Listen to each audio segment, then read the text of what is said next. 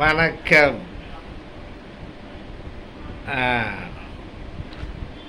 இன்று என்னுடைய அரசியல் பார்வை 6. அதாவது நேற்றைய தினம் ஒரு நீதிமன்றத்தில் ஒரு தீர்ப்பு வந்துருச்சு. அண்ணா யூனிவர்சிட்டியில் ஒரு பெண்ணை பாலியல் பலாத்காரம் பண்ணதாக திரு ஞானசேகரன் அவர்களுக்கு ஆயுள் தண்டனை, 30 வருஷம் ஆயுள் தண்டனை, வெளிவர முடியாத ஆயுள் தண்டனை கொடுக்கப்பட்டுள்ளது. இதை நான் வரவேற்கிறேன். இந்த தீர்ப்பை நான் வரவேற்கிறேன்.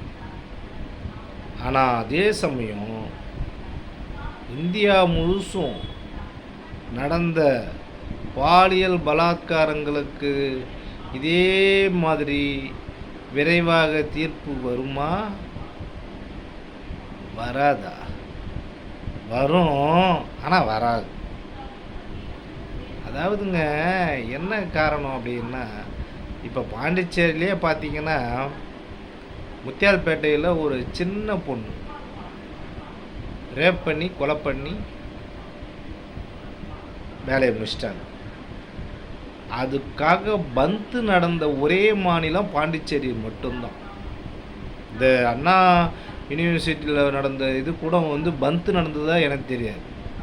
ஆனால் பாண்டிச்சேரியில் முத்தியால்பேட்டையில் நடந்த ஒரு நிகழ்ச்சிக்கு, அதாவது பலாத்காரம் பண்ணி கொலை பண்ண ஒரு இதுக்காக பாண்டிச்சேரி மக்களால் பந்து நடத்தப்பட்டது.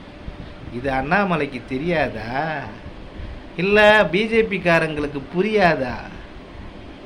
புரியாத மாதிரி இருப்பாங்க. அவங்கள பொறுத்த வரைக்கும் என்ன தெரியுமா?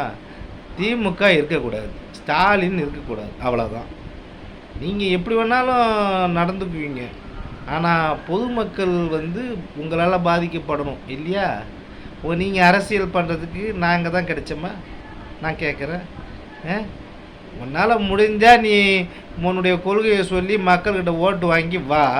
அப்படி இல்லாமல் இது நீ எல்லாரையும் செய்ய, எல்லா விஷயத்திலும் தலையிடு. இங்கே இதில் ஐயங்குடி பாளையத்தில் ஒரு கேரளா பொண்ணை ரேப் பண்ணி கொலை பண்ணாங்களா? அந்த இது என்ன ஆயிடுச்சு? பாண்டிச்சேரியில் நிர்பயா கொலைகளை எவ்வளோ நாட்கள், டெல்லியில் நிர்பயா பொண்ணை கொலை பண்ணி போட்டு எத்தனை நாள் கழிச்சு நீங்கள் அதை கண்டுபிடிச்சிங்க? தூக்கு தண்டனை கொடுத்தீங்க. உங்களுக்குலாம் தூக்கு தண்டனை கொடுத்தீங்க, நான் இல்லைன்னு சொல்லணும். அது எப்போ நடந்தது? எத்தனை வருஷம் கழிச்சு நடந்தது? இதே இப்போ அண்ணா நகரில், சென்னை அண்ணா நகரில் ஒரு பொண்ணு கிட்டத்தட்ட ஒரு 7 பேருக்கு மேலே அதை கற்பழிச்சு இது பண்ணிக்கிறாங்களா? என்ன தண்டனை கொடுத்துட்டாங்க? என்ன தர்மபுரி பஸ்ஸு எரிப்பு கொலை வழக்கு என்ன நடந்தது?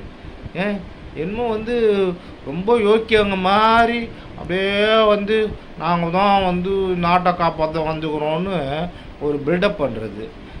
நான் என்ன கேட்குறேன், நீ ஆண்ட மாநிலம் லட்சணம் பத்தாத, இதில் வேறு தமிழ்நாட்டை வேறு ஆளணும்னு ஆசைப்படுறீங்களா?